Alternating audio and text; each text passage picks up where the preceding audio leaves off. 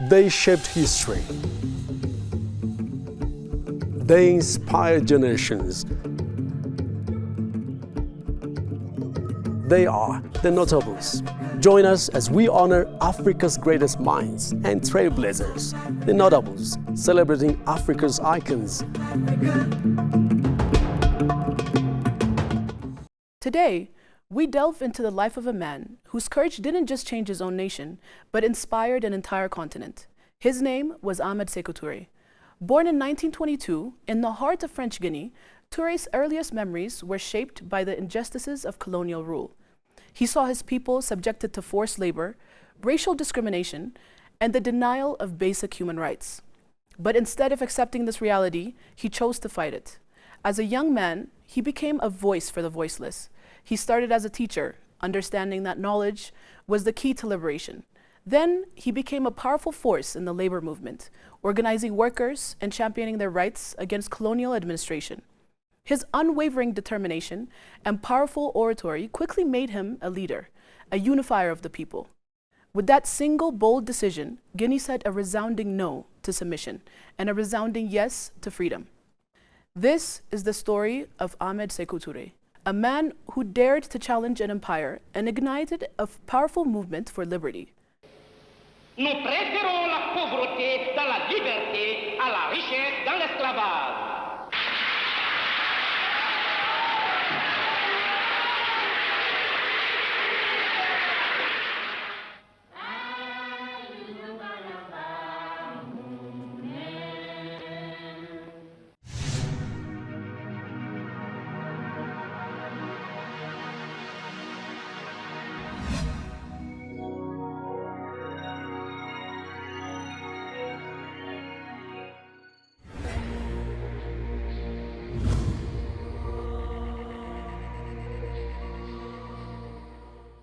In the early 20th century, Africa was under the firm grip of European colonial powers.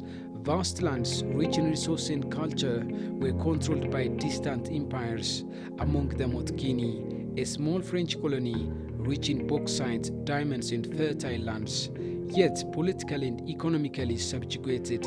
It was here, in 1922, that Sékou Touré was born in Ferna, a town along the upper Niger River. Touré's early life was shaped by both traditional Guinea culture and Western education. He grew up witnessing the daily struggle of his people under colonial exploitation, forced labor, unfair taxation, racial discrimination, and the destruction of local governance systems. His parents, part of a community that valued learning and social cohesion, encouraged him to pursue education, a path that would later serve as the foundation of his leadership. As a young man, Touré trained as a teacher, a profession that gave him both knowledge and exposure to the inequalities inherent in colonial society. He witnessed firsthand how the French system systematically favored settlers over locals, denying Africans access to political rights and economic opportunities. These formative experiences instilled in him a deep sense of justice and a determination to fight for the dignity and self-determination of his people. By the 1940s, Touré had become deeply involved in trade union activism, advocating for workers' rights and organizing strikes to demand fair wages and humane working conditions. He emerged as a unifying figure for Guinea's working class, combining grassroots activism with a sharp political mind. In 1947, he founded the Democratic Party of Guinea, PDG, initially affiliated with the African Democratic Rally, a Pan-African network of anti-colonial parties. The PDG was more than a political party.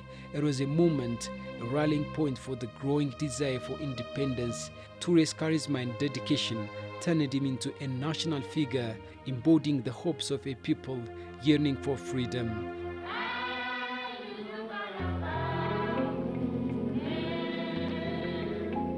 The 1950s were a time of rising anti-colonial sentiment across Africa.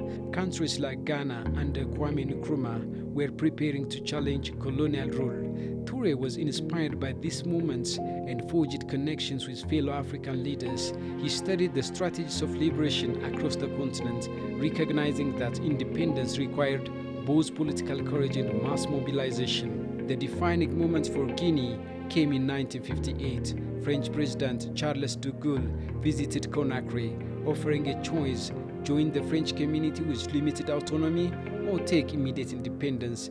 Many colonies were expected to accept continued association with France, fearing the risks of full sovereignty.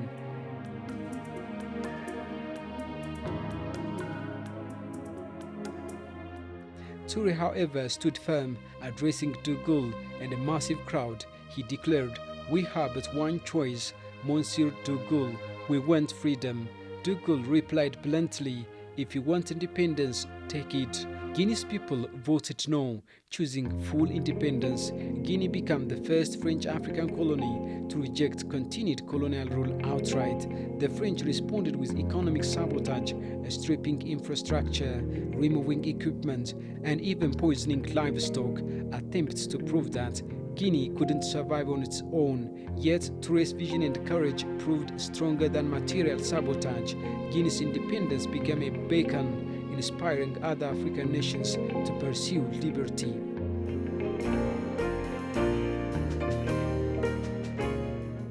Sékou Touré was not only Guinea's first president and a champion of independence, but also a key figure in the broader African liberation movement.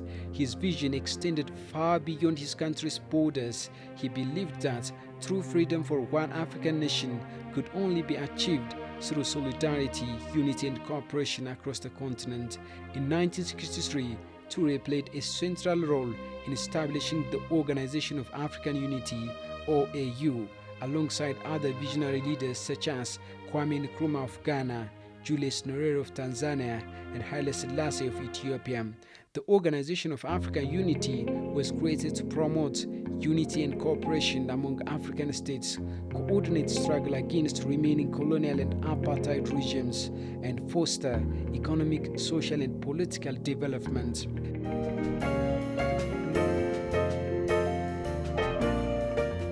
Through the Organization of African Unity, Touré helped institutionalize the idea that Africa could speak with one voice on the global stage. He believed that only by working together could African nations resist neo-colonial pressures and achieve lasting development. His legacy as a founding father of the Organization of African Unity cemented his place not only in Guinea's history, but also in the history of the entire continent. He symbolized his lifelong commitment to freedom, unity, and the belief that the destiny of Africa should be determined by Africans themselves. Sékou Touré passed away in 1984, but his legacy endures. His life reminds us that true leadership is not measured by power or wealth, but by courage, conviction, and unwavering belief in the right of a people to chart their own destiny. He was a man who chose liberty, and in doing so, he helped shape the future of an entire continent.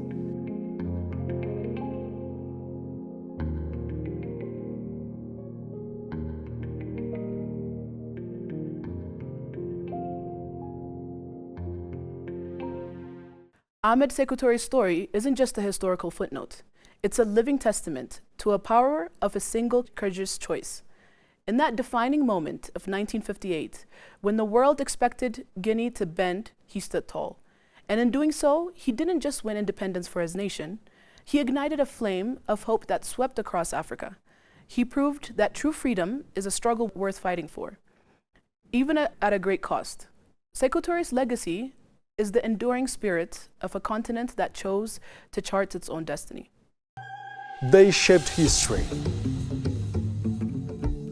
They inspired generations. They are the notables. Join us as we honor Africa's greatest minds and trailblazers, the notables, celebrating Africa's icons.